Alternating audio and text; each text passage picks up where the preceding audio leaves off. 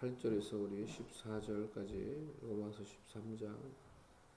피차 사랑의 빚 외에는 아무에게든지 아무 빚도 지지 말라. 남을 사랑하는 자는 율법을 다 이루었느니라. 간음하지 말라, 살인하지 말라, 도둑질하지 말라, 탐내지 말라 하는 것과 그 외에 다른 계명이 있을지라도 내 이웃을 내 자신과 같이 사랑하라 하신 그 말씀 가운데 다 들었느니라. 사랑은 이웃에게 악을 행하지 아니하나니 그러므로 사랑은 율법의 완성이니라. 오늘 여기까지만 읽도록 하겠습니다. 그냥 이 8절에서 10절, 이 9절 묵상하기 바랍니다.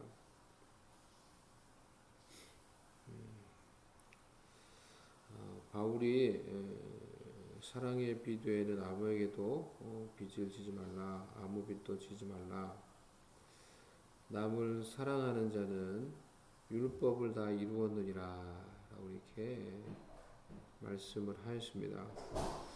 우리 마음속에 있는 이 많은 이 고민과 번민과 이 갈등도 사실은 이 8절 말씀이 우리 가운데 이루어지게 될 때 종결되는 것을 우리가 알고 깨달을 수 있습니다. 많은 고민들, 어떤 갈등들이 이제 있을 때가 많이 있죠.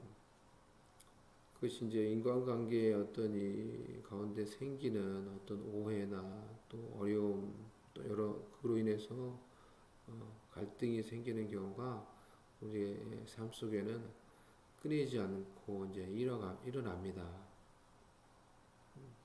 우리의 삶 속에 있는 중요한 어려움이 바로 이제 관계를 통해서 겪게 되는 문제, 갈등입니다. 그로 인해서 우리 속에 번민이 있고 또 이제 생각이 많을 때가 많이 있습니다. 근데 이 8절에서 말씀하고 있는 것처럼 우리가 다른 사람을 사랑하게 되면은 정말 사랑하는 마음을 가지게 되면은 그런 모든 사실 갈등이 이제 해소되는 것을 이제 깨달을 수 있습니다. 알 수가 있습니다. 즉 문제는 근본적인 문제는 사실은 다른 사람에게 있는 것이 아니고 다른 사람을 진정으로 사랑하는 그 마음을 가지지 못하는 이제 나에게 있다라는 것을 우리가 사실은 이제 알게 됩니다.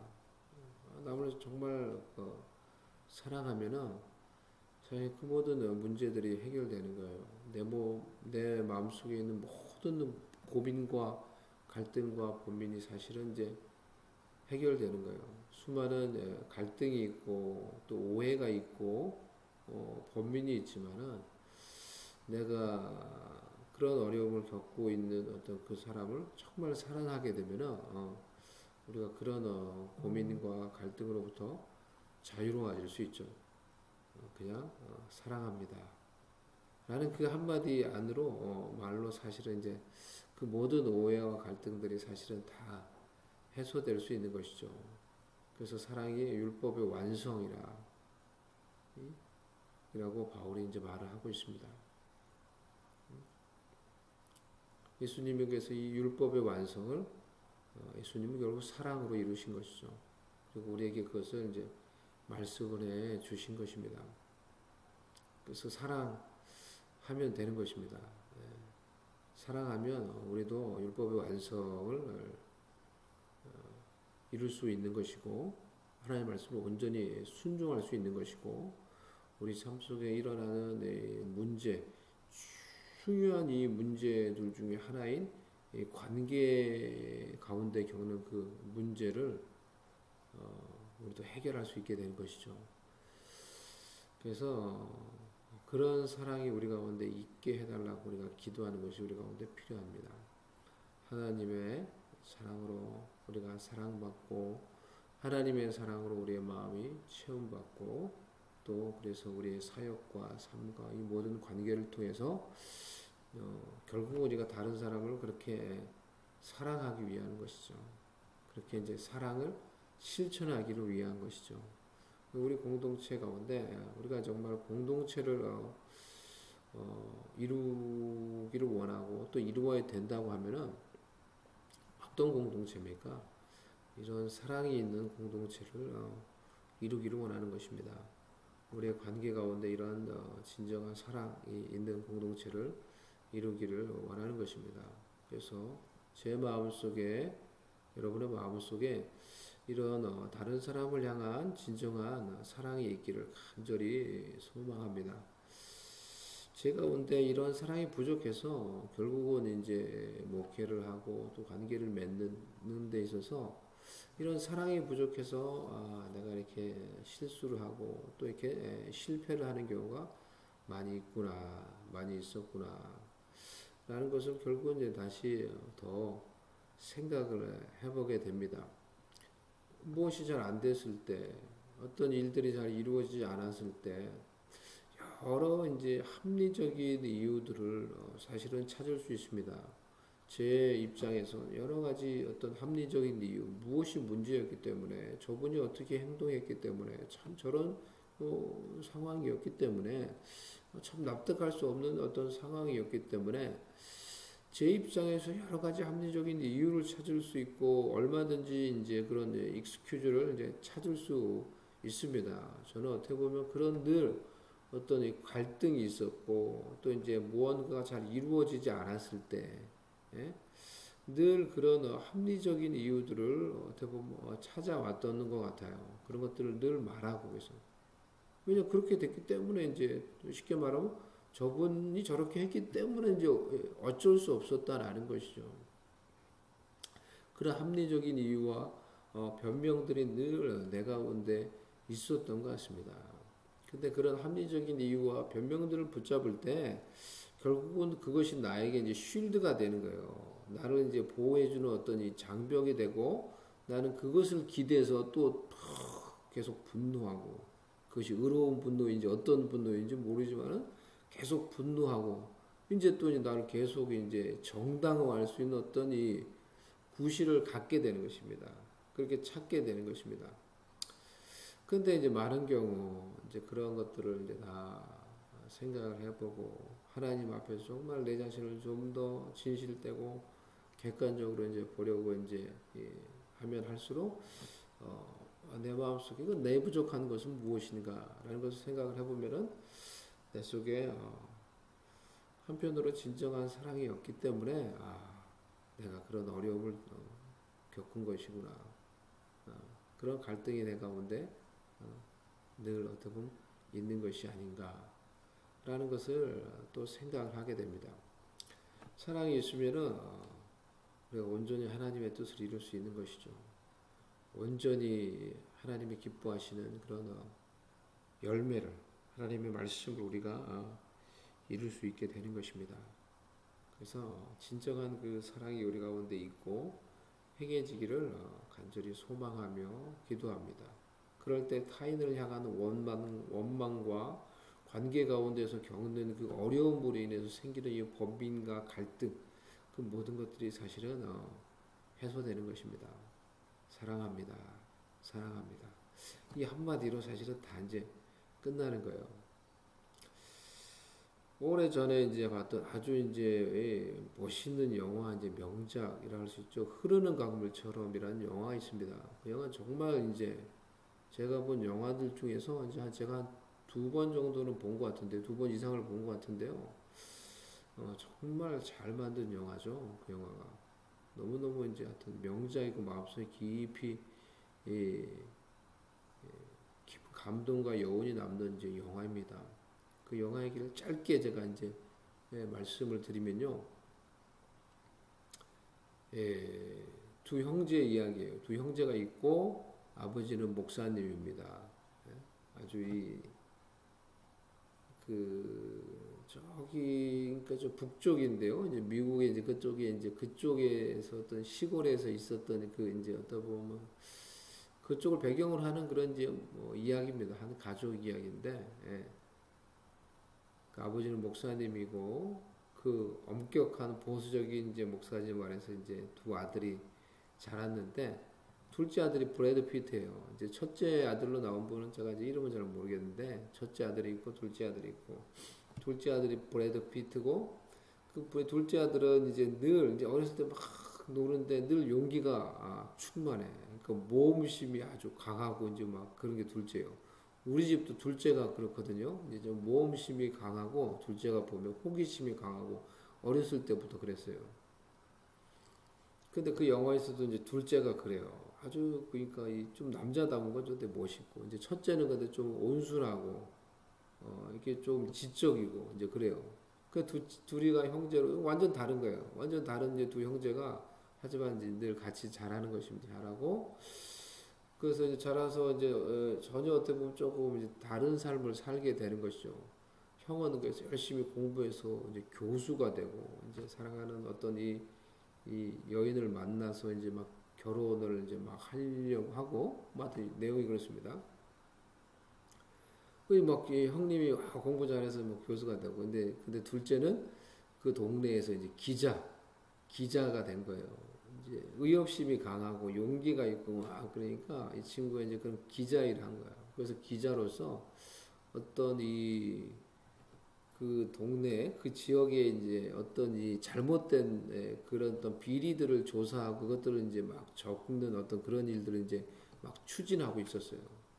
그런데 어느 날 그래서 형이 막 이 박사가 되고 이제 교수가 됐어요. 교수가 돼서 어디로 이제 막 가게 돼서 기쁜 소식을 막 들었어요. 그러니까 형이 잘 됐다면서 축하를 해주고 이제 그러면서 한편으로도 자기는 그냥 그 동네에서 그렇게 사는 게 좀 이제 좀 뭐 어떤 열등감을 가졌을 수도 있겠죠. 영화에 보면 이제 그런 것들이 좀 비춰지기도 하는 것 같아요.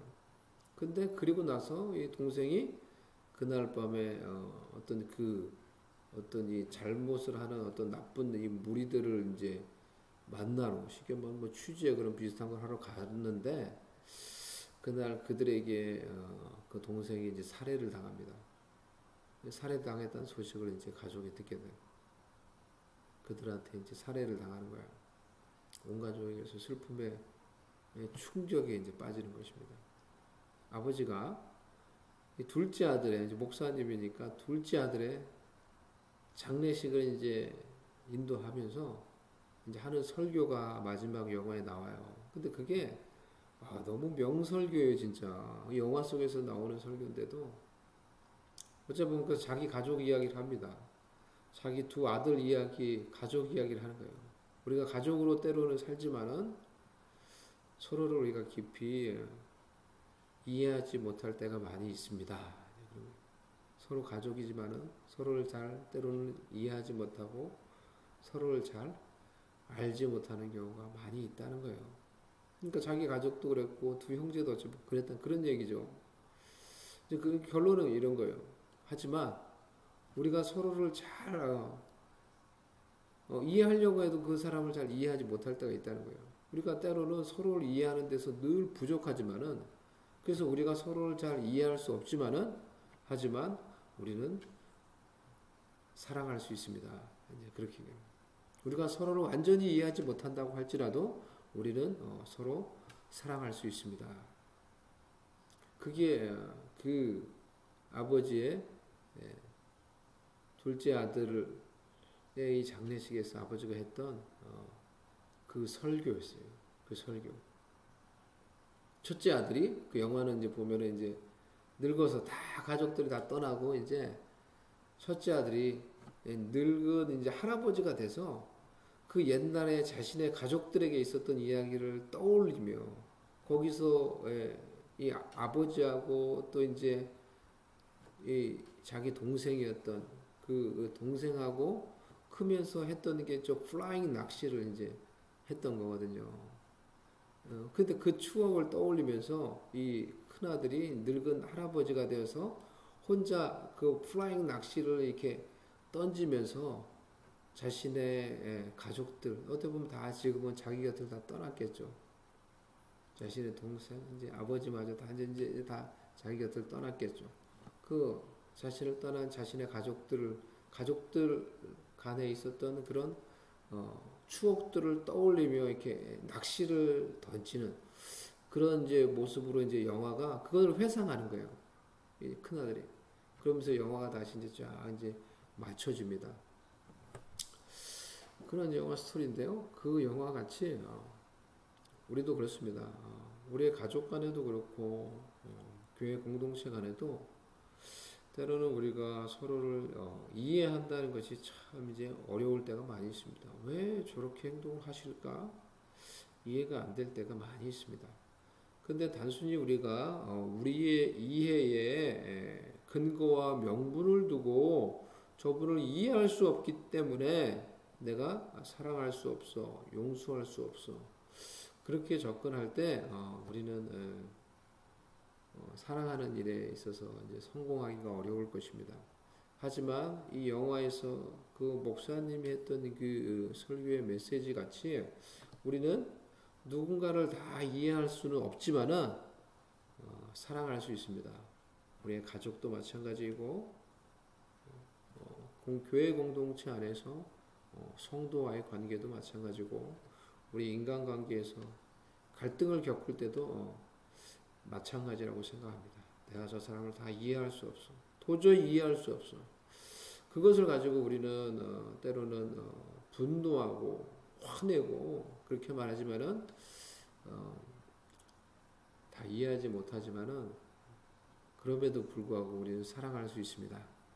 그래서 우리가 그렇게 그것을 내려놓고 사랑한다면은 우리도 하나님이 가장 기뻐하시는 하나님의 말씀을 이룰 수 있는 하나님의 뜻을 이룰 수 있는 그런 사람이 되고 또 관계를 통해 공동체를 통해 더 기뻐하시는 온전한 하나님의 열매를 맺을 수 있을 것입니다. 그래서 우리가 그렇게 사랑하기 위해 힘을 씁시다. 때로는 다 이해하지 못하지만은 때로는 서로 간에 오해가 있고 그로 인해 아픔과 갈등이 있지만은 사랑합니다. 내가 당신을 사랑합니다. 내가 권사님, 내가 집사님, 내가 사랑합니다. 그렇게 말할 수 있는 우리가 될 수 있기를 바랍니다. 우리가 그러한 자가 되면은 우리도 이 말씀을 오늘 우리가 읽은 이 말씀을 온전히 이룰 수 있는 그런 사람이 되는 것입니다. 그래서 이 사랑으로 우리가 사랑하며 오늘 바울이 말을 했던 것처럼 사랑의 빛 외에는 우리가 아무에게도 빚을 지지 않고 이 사랑으로 하나님이 기뻐하시는 귀한 뜻을 우리의 관계 가운데 공동체 가운데 이루어갈 수 있는 저와 또 여러분이 되고 휴스턴 주를 위한 공동체가 되기를 간절히 소망하며 기도하며 축복합니다. 기도하겠습니다. 하나님 아버지,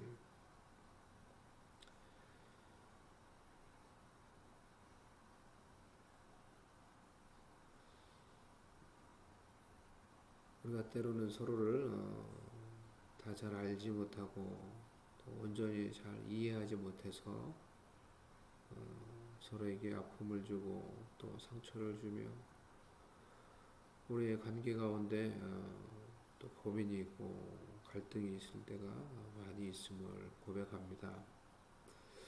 하지만 그럼에도 불구하고 우리는 온전하지 못해서 우리는 연약한 자이기 임해 하나님의 타인을 다른 사람을 온전히 이해할 수 없지만 그럼에도 불구하고 주님이 주시는 사랑과 주님이 주시는 은혜와 능력으로 우리가 우리 주변에 있는 사람들을 사랑할 수 있음을 고백합니다. 우리에게 사랑할 수 있는 그 은혜와 능력을 주신 줄로 믿습니다. 하나님 아버지, 그 은혜와 능력으로 우리가 나와 관계하는 자들을 다른 사람들을 온전히 사랑할 수 있도록 은총을 베풀어 주시옵소서. 그래서 우리의 이 관계 속에서 겪는 그 모든 어려움과 갈등이 사랑으로 인해 온전히 해결되게 하여 주시옵시고 사랑으로 인해서 우리가 하나님이 가장 기뻐하시는 그 뜻을 이룰 수 있도록 은혜를 더해 주시옵소서. 하나님이 은혜를 주시고 긍휼을 베푸셔서 우리의 관계와 우리 가족과 우리 공동체 가운데 온전한 이 사랑의 열매와 하나님의 뜻이 이루어지도록 은총을 베풀어 주시옵소서. 오늘 이 새벽에도 주께서 함께 해주시고 우리의 관계 가운데 이 사랑이 더 풍성해져서 하나님이 기뻐하시는 사랑과 복음과 구원의 열매가 맺어져 갈 수 있도록 은총을 다하여 주시옵소서. 예수님의 이름으로 기도드리옵나이다. 아멘. 하늘에 계신 우리 아버지여, 이름이 거룩히 여김을 받으시오며 나라의 마옵시며 뜻이 하늘에서 이룬 것 같이 땅에서도 이루어진 오늘 하루의 길과 양식을 주옵시고 우리가 우리에게 죄진 자를 사하여 준 것 같이 우리 죄를 사하여 주옵시고 우리를 시험에 들게 하지 마옵시고 다만 악에서 구하옵소서. 나라와 권세와 영광이 아버지께 영원히 있사옵나이다. 아멘. 우리 개인적으로 또 우리 다른 사람들을 위해서 오이코스와 또 우리 다른 사람들, 다른 성도님들을 위해서, 공동체를 위해서, 또 저희 공동체를 위해서, 저희 하나님의 공동체를 통해 여호수아 공동체와 앞으로 이곳에서 시작될 베들 공동체를 통해서 하나님이 이루시고자 하는 일들이 무엇인지 알게 해주시고 그것을 위해서 우리가 함께 기도할 수 있기를